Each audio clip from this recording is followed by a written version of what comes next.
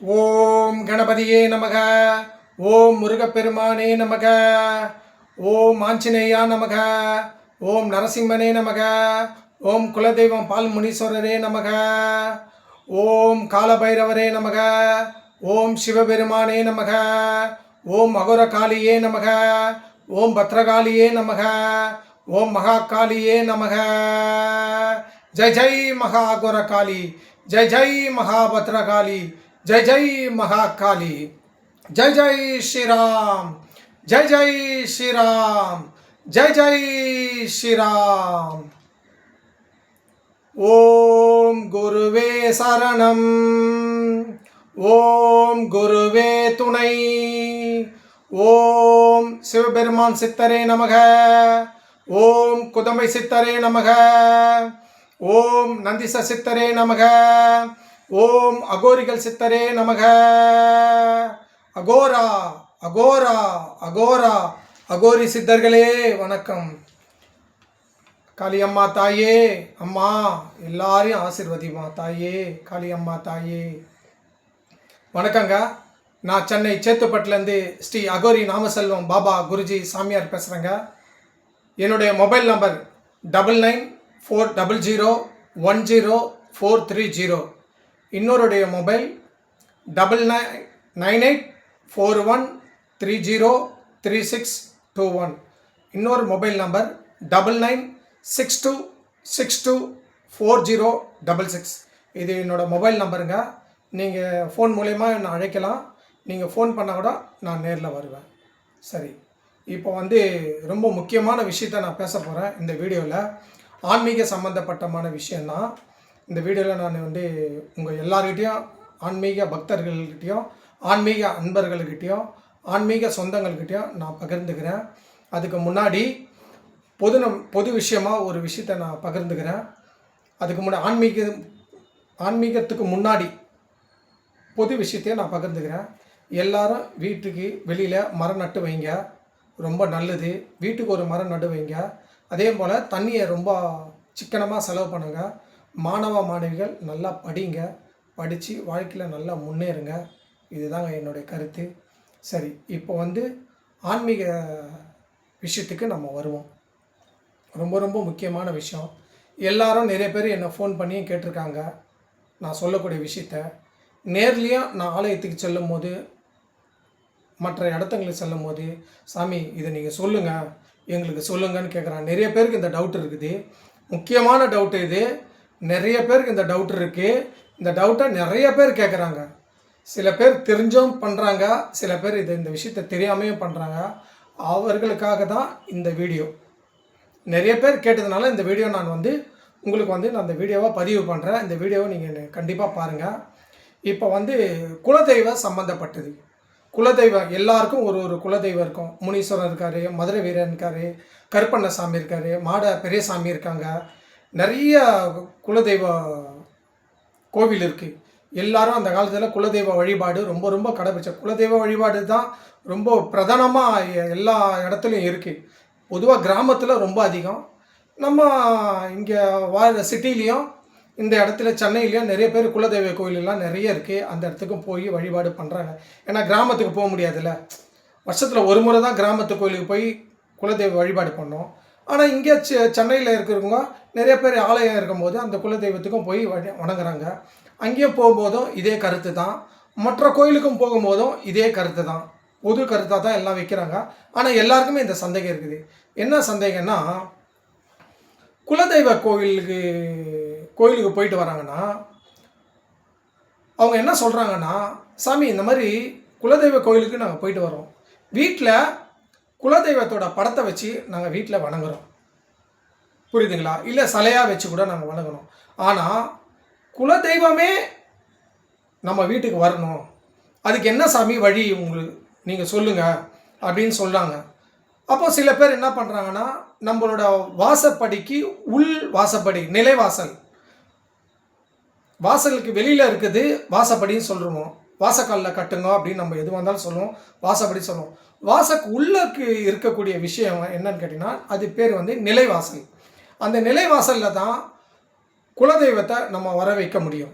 நிலைவாசலில் தான் அதை நம்ம கட்டணும். எந்த ஒரு விஷயமும் நிலைவாசலில் பண்ணால் தான் ரொம்ப ரொம்ப முக்கியமானது.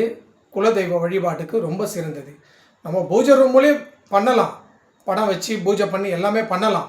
பட் இருந்தாலும் நிலைவாசல்ன்றது ரொம்ப ரொம்ப முக்கியமானது. அது குலதெய்வத்தோட அந்த வீடு மாதிரி. அது அந்த அந்த இடம் தான் குலதெய்வத்துக்கான உகந்த இடம். அப்போ நிலைவாசலில் தான் நம்ம தேவையான பொருளெல்லாம் வச்சு நம்ம அதை கட்டி நம்ம நிலைவாசலில் கட்டினா நம்ம வந்து குலதெய்வம் நம்ம வீட்டுக்கு வரும்னு சொல்லுவாங்க. அது உண்மைதான். ஆனால் என்ன டவுட்டுன்னு கேட்டிங்கன்னா, என்கிட்ட கேட்கக்கூடிய டவுட் என்னன்னா, குலதெய்வத்துக்கு போனால் மண் எடுத்துகிட்டு வந்து குலதெய்வ மண் எடுத்துகிட்டு வந்து நம்ம வீட்டில் வந்து சாமி படத்தை வச்சாலோ இல்லை நிலைவாசலில் கட்டி அதை நம்ம வச்சாலோ குலதெய்வம் நம்ம வீட்டுக்கு வருமா அப்படின்னு கேட்குறாங்க. அதாவது நல்லா புரிஞ்சுக்குங்க. அதுக்காக தான் இந்த வீடியோ போடுறேன். ஆன்மீக பக்தர்களே, ஆன்மீக அன்பர்களே, ஆன்மீக சொந்த பந்தங்களே, எல்லாருக்கும் இந்த வீடியோ இதை நல்லா கவனிங்க. நம்ம வந்து சில பொருட்களை வச்சு, ஆன்மீக பொருட்களை வச்சு நம்ம நிலைவாசலில் கட்டி நம்ம குலதெய்வத்தை கும்பிட்றது, நம்ம குலதெய்வத்தை வீட்டுக்கு வர வைக்க முடியும்.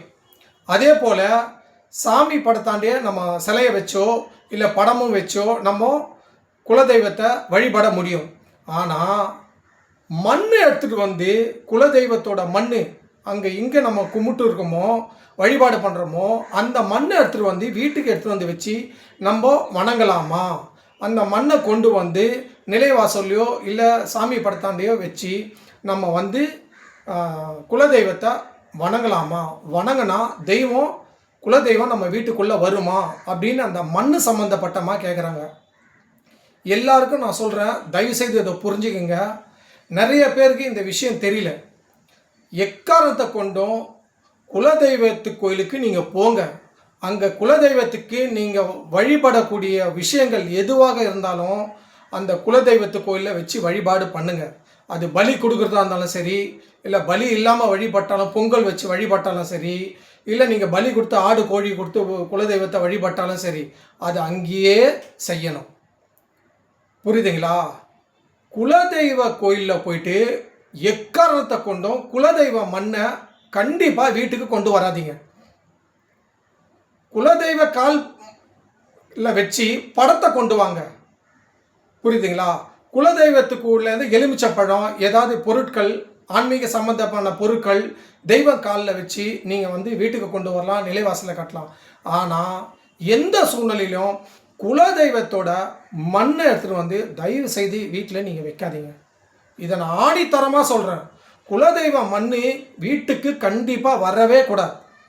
சில பேர் குலதெய்வ மண் எடுத்துருவாங்க, நான் வந்து வீட்டுக்கு குலதெய்வத்தை நான் வீட்டுக்கு வர வைக்கிறேன்.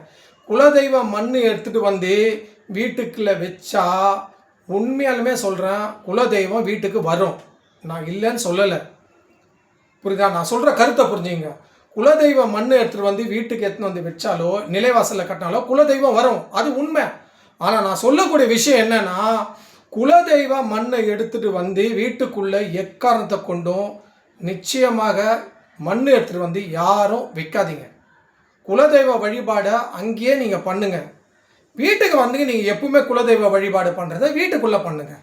ஆனால் ஏன் சொல்கிறேன்னு கேட்டிங்கன்னா, குலதெய்வ கோவிலில் இருக்கிற மண் எடுத்துகிட்டு வந்து வச்சிங்கன்னா நீங்கள் எல்லாரும் எந்த குலதெய்வத்தை வழிபாடு பண்ணுறீங்களோ அந்த தெய்வம் அங்கே நீங்கள் குலதெய்வத்தில் என்ன வழிபாடு பண்ணுறீங்களோ அந்த வழிபாட்டை நீங்கள் மண் எடுத்துகிட்டு வந்து வீட்டில் வச்சாலோ நிலைவாசலில் வச்சாலோ அந்த வழிபாடை வீட்டில் கேட்கும்.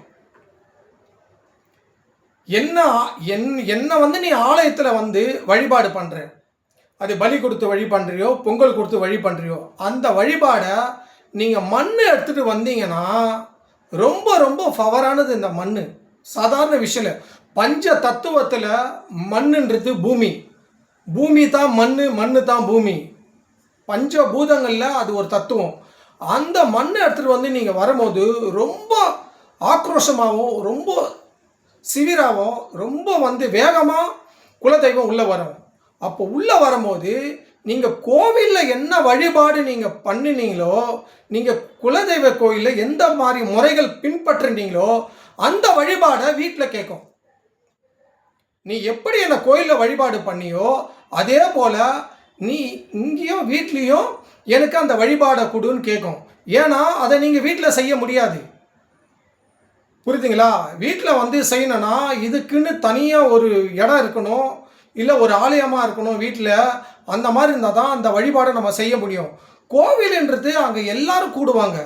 அங்கே ஆடு பலி கொடுக்குறது, கோழி பலி கொடுக்குறது, மற்றபடி பழங்களை கூட பலியாக கொடுக்குறாங்க. எலுமிச்சை பழம், பூசணிக்காய் பழம், அது மாதிரி பலியெல்லாம் வந்து கொடுப்பாங்க.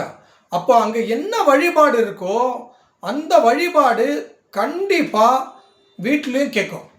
குலதெய்வம் எனக்கு இந்த வழிபாடை நீங்கள் கொடுங்கோ, இந்த வழிபாடை நீ செய்யணுன்னு குலதெய்வம் நம்மக்கிட்ட கண்டிப்பாக கேட்கும், நம்மக்கிட்ட பேசும். அதை நம்ம வீட்டில் பண்ண முடியாது. நல்லா புரிஞ்சுக்குங்க. வீடுன்றது ஃபேமிலி எல்லாம் இருப்பாங்க, புரியுதா? கணவன், மனைவி, குழந்தை, உற்றார் உறவினர்கள், சொந்த பந்தம் எல்லாமே வீட்டில் வருவாங்க போவாங்க. அப்போது நீங்கள் குலதெய்வ மண் எடுத்துகிட்டு வந்தீங்கன்னா அது ரொம்ப பவர்ஃபுல்லானது. அங்கே கோவிலில் இருக்கிற என்ன வழிபாடோ அந்த வழிபாடு நம்ம வீட்லேயும் குலதெய்வம் நம்மக்கிட்ட அந்த வழிபாடை நீ நடத்துன்னு சொல்லி குலதெய்வம் நம்மக்கிட்ட வந்து உத்தரவு போடும். அந்த உத்தரவு நம்மளால் வீட்டில் செய்ய முடியாது. ஆகையால் யாருமே தெரிஞ்சோ தெரியாமலையோ குலதெய்வத்தோட மண்ணை தயவு செய்து யாரும் வீட்டுக்கு எடுத்துன்னு வராதீங்க. யாராவது சொல்லி எடுத்துகிட்டு வந்தீங்கன்னா அதை உடனே அந்த மண்ணை எடுத்துகிட்டு போய் குலதெய்வ கோயிலே வச்சுடுங்க. அப்படி இல்லையா ஏதாவது ஒரு ஆலயத்தில் எடுத்துன்னு போய் அந்த மண்ணை வச்சுடுங்க. மண் எக்காரணத்தை கொண்டும் வீட்டுக்கு வரக்கூடாது. குலதெய்வத்துக்கு அவ்வளோ பவர் இருக்குது.